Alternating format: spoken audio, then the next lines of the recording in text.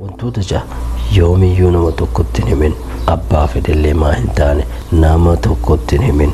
Tokkoffaa iccitii kee nam tokkotti hin himin.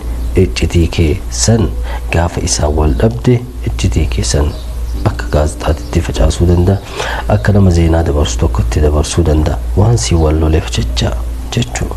Tokkoffaan kana. Lammaffaan ammoo waa'ee pilaanii keetii namatti hin himin. Namoonni garii ani bar kana gochuu yaada waan akkanaa dalaguu barbaada waan san akka fashalu si jalaa godhan yookaan waan san si jalaa balleessuudhaaf ta'an waan ta'eef namoota akkanaatu jira jiroota kana keessatti. Lammaffaan kana. Sadaffaan ammoo waan ati hin dandeenye yaani dakkaamaa goonni kee jedhama maaliifaa maal akka jedhamu dakkaamaa goonni kee namatti hin himin. Wanta akkasiisan yoo kan namatti himtu ta'e namoonni ammoo waan saniin sitti fayyadaman sima kana dakkaamaa goonni keessanitti sitti fayyadamanii jechuudha.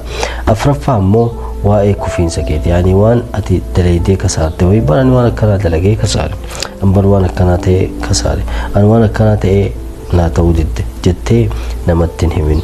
Yaani yoo namatti waan akkanaa ka himtu ta'e maal sin jedhu kun faayidaan qabu waan akkanaa dalagee dadhabe waan akkanaa dalagee dadhabe jedhanii waan kee haasaan. Kanaafuu waan kanallee namatti hin himin. Ammallee inni afraffaan na fakkaata waa'ee tarkaanfii keeti yaani waan dalagaa wahii dalagaa jirtaa waan dalidu kana isteeppitti anu maal akka dalagu barbaadu nama tokkotti hin himin. Jal'isiitumaan jal'insumaan tarkaanfii kee tarkaanfadhuuti wayita ati waan san yaani mataa irra baate oo maashaallah ajaa'iba jedhanii haa ajaa'iban malee ittiin himinii sin jedha.